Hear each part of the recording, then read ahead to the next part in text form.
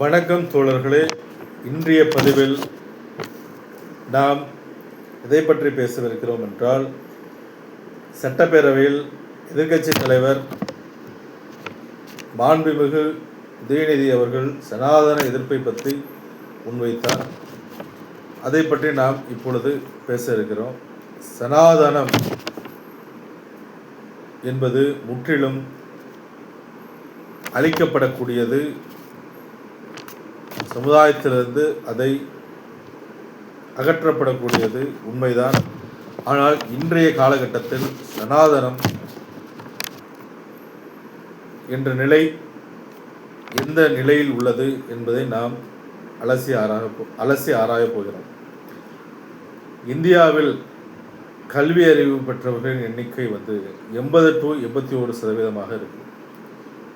அதே நிலையில் தமிழகத்தில் பார்க்க போனால் 85.5% உயர்ந்துள்ளது. கல்வி வளர்ச்சி உயர்ந்துள்ள நிலையில் இங்கே மத சிந்தனை தான் மிகவும் பாதிப்பை ஏற்படுத்துகிறதே தவிர, சனாதனம் என்பது அதனுடைய தாக்கம் குறைவாகத்தான் இருக்கு. அப்போ மதச்சார்பின்மை கையில் எடுக்க வேண்டும் என்றால் கொள்கை தலைவர்களை நாம் முன்னிறுத்த வேண்டும். எந்த விஷயத்திலும் விட்டுக் கொடுக்கக்கூடாது, கொள்கை தலைவர்களை விட்டுக் கொடுக்கக்கூடாது. ஆனால் இப்பொழுது நடந்த பதவியேற்பு விழாவில் விஜய் அவர்கள் ஆண்டவனை சாட்சியாக பதவியேற்றார். அது நம்மளுக்கு விருப்பமில்லை. சமூக நீதி காவலன் அம்பேத்கரை முன்மொழிந்துதான் சட்டமேதை என்று அழைக்கப்படக்கூடிய, இந்தியாவில் சட்டமேதை என்று அழைக்கக்கூடிய அம்பேத்கரை முன்னிறுத்தி அவர்கள் உறுதிமொழியில் பதவியேற்பு விழாவில் ஈடுபட்டிருக்க வேண்டும். அது அவர்கள் செய்யவில்லை.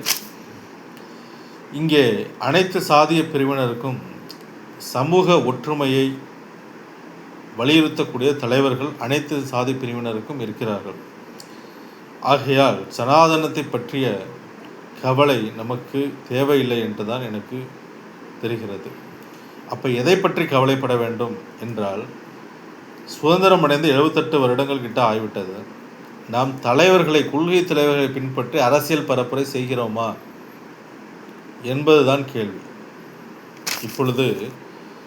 இப்போ பாரதியார் என்ன சொல்கிறார் என்றால், ஜாதிகள் இல்லையடி பாப்பா, காக்கை குருவி எங்கள் ஜாதி, நீள்கடலும் மலையும் எங்கள் கூட்டம், எல்லோரும் ஓர்குலம் எல்லோரும் ஓரினம் என்று பாரதியார் சொல்கிறார்.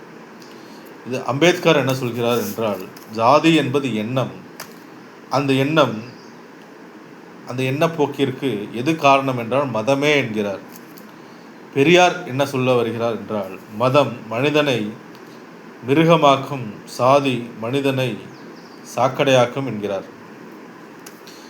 ஆகவே நாம் சனாதனத்தையும் மதவாதிகளையும் மத சிந்தனையையும் நாம் அகற்ற வேண்டும் என்றால் கொள்கை தலைவர்களை பின்பற்ற வேண்டும். இந்த கொள்கை தலைவர் அனைத்து சமூக பிரிவினருக்கும் இருக்கிறார்கள் என்பது நமக்கு கல்வி வளர்ச்சி, இந்தியாவின் கல்வி வளர்ச்சியே ஒரு சான்று. அது மட்டுமில்லாமல் தமிழகத்தில் இன்றைய நிலையில் ஆளுநர் தலித் சமுதாயத்தை சேர்ந்தவர். அதை பற்றி நாம் நினைக்க வேண்டும். ஆகவே பாதுகாப்பு குறைவாக இருக்கிற தலித் அமைப்பு பிரிவினர் நாம் அன்றாட செய்திகளில் பார்ப்போம். பாதுகாப்பு குறைபாடே இங்கே பெரிய முக்கிய காரணமாக இருக்கிறதே தவிர, மதச்சார்பினை பின்பற்றும் பொழுதும் கொள்கை தலைவர்களை நினைவுபடுத்தும் பொழுதும் இந்த சாதிய அணுகுமுறை, சாதிய வன்கொடுமை, சாதிய சிந்தனை, மத எண்ணங்கள் இவை யாவுமே அகற்றப்பட்டு மறைந்துவிடும் என்பது காலப்போக்கில் நாம் கொள்கையை பின்பற்றினால் அது சாத்தியம் என்பதை நாம் உணர்வுபூர்வமாக உணர வேண்டும். கொள்கை தலைவர்களை பின்பற்ற வேண்டும். வாழ்க தமிழ், வளர்க இந்தியா. வணக்கம், நன்றி.